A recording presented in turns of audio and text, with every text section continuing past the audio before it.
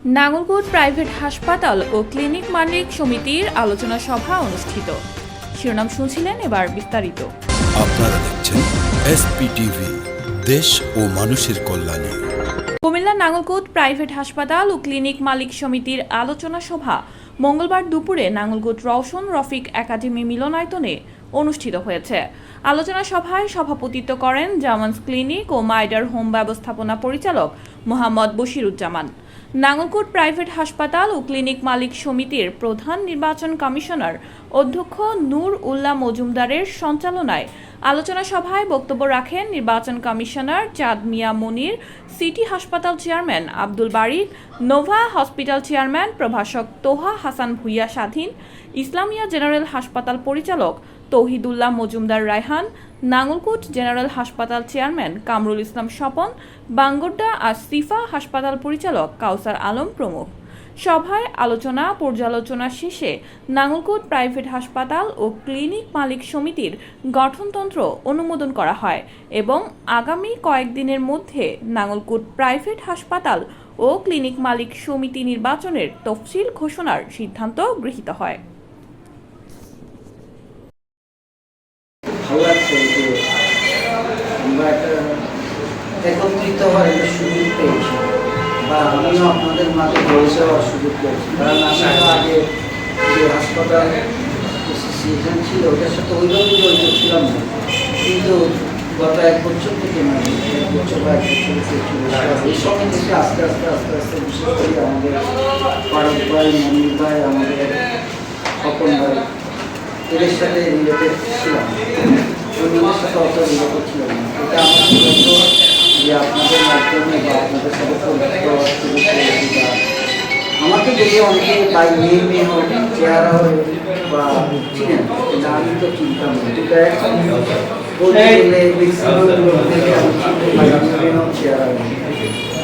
এখন যেটা আসলে সময় দেখে যেটা আসলে আমরা সবচেয়ে ভালো লাগছে যে আমরা একটা আগের যে সংরক্ষণ ছিল ওটাকে আমরা ভুলে গেলাম, কিন্তু ভুলে গেলাম যে সমিতিকে ভুলে গেলাম, নতুন করে আমরা আবার নতুন সমিতি গঠন করছি। কিন্তু এখানে যে কথাগুলো আছে আগের সমিতি সেটাও আমাদের হবে, কিন্তু সেগুলো হইতে হলে একটা কমিটি লাগে, তারপরে না তদন্ত বা করা এটাও ঠিক আছে। কিন্তু আমরা যে নতুন কিছু করবো, যেটা সংবিধান আছে, আমার নতুন করে একটা সংবিধান পাস হলো, অনুমোদিত হলো, এটা একটা বিরাট ব্যাপার। আসলে মানে আমিও কিন্তু কোনোদিনও একটা সংবিধান নিয়ে চিন্তা করা অনেক কঠিন, অনেক কঠিন। এটার জন্য যারা বিশেষ করে আমার কাছে মেহেদী ভাই এবং অন্য যারা নির্বাচন কমিশনার আছেন, তারা যে এটা তৈরি করছেন, আসলে এটা রেডি করে দিলে পড়ে পড়ে মনে হয় যে আরো অনেক সুন্দর, অনেক ভালো লাগে। অনেক কঠিন ব্যাপার। এটার জন্য ওনাদেরকে অনেক অনেক ধন্যবাদ জানাচ্ছি। ওনারা আমাদের ভবিষ্যতে চলার জন্য একটি সুন্দর ডকুমেন্টস রেডি করে দিয়েছেন। আমাদের এই ডকুমেন্টস অনুযায়ী আমরা আসলে ভবিষ্যতে চলতে চাই।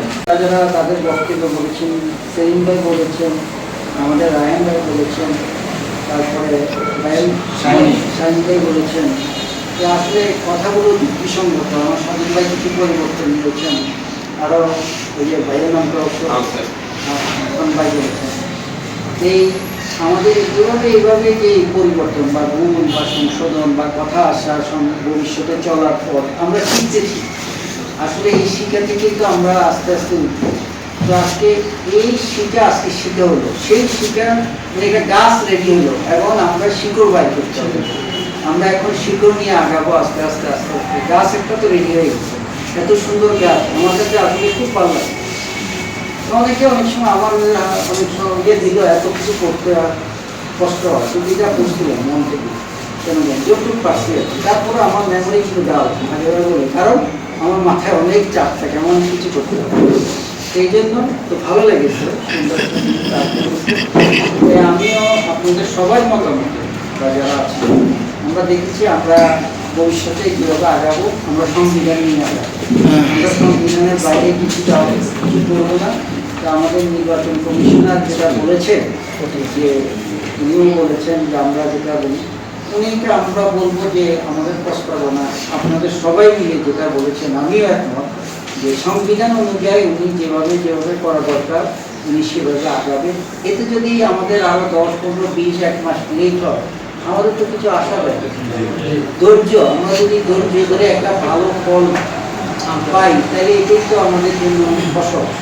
আর আমরা হঠাৎ করে কিছু করে ফেললে এটা তো আমাদের জন্য, মানে মানুষ তো বলে বেশি ওই যে উই পোকা যখন পাকা গজায় আবার ধ্বংস হয়ে যায়, তদ্র আমরা এখনই যদি পাখা গজাইতে চেষ্টা করে ফেলি তাহলে তড়িৎ গতিতে ধ্বংস হয়ে যাবে। আমরা ধৈর্য ধরি, আমরা সুন্দরভাবে সংবিধানের মাধ্যমে সুষ্ঠু পরিবেশে সুষ্ঠু একটা ইলেকশন, ইনশাল্লাহ এই নির্বাচন কমিশনারদের কাছে আমরা দাবি হলো ওনারা আমাদেরকে একটা সুন্দর নির্বাচন উপহার দিবেন।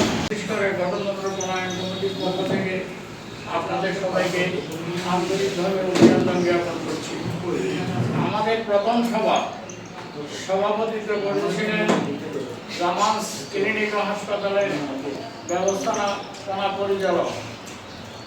আপনাদের সবাই মতামত নিয়ে আমি প্রস্তাব করছি আজকের এই সভা সভাপতিত্ব করবেন জামান্স ক্লিনিক ও হাসপাতালের ব্যবস্থাপনা পরিচালক জনাব বশিরুজ্জামান। কথা সে সময় আহ্বায়কের দায়িত্ব নেওয়ার পর যথাসময় সভা আয়োজন করতে পারা এটা বড় একটা অ্যাচিভমেন্ট। আয়োজন করতে শুধু পেরেছেনই নয়, বরং একটি সুন্দর, চমৎকার, যৌক্তিক, সময় উপযোগী এবং গ্রহণযোগ্য গঠনতন্ত্র তিনি আজকে প্রণয়ন করে উপস্থাপন করে নিজে পাঠ করে উপস্থাপন করেছেন, সেজন্য ওনাকে অনেক অনেক ধন্যবাদ। পাশাপাশি আজকে ওনার কমিটিতে যে 5 জন সদস্য রয়েছেন সকল সদস্যকে আমরা ধন্যবাদ দিই, যাদের প্রচেষ্টায় আমরা আজকে একত্রিত হতে পেরেছি। SPTV, দেশ ও মানুষের কল্যাণে।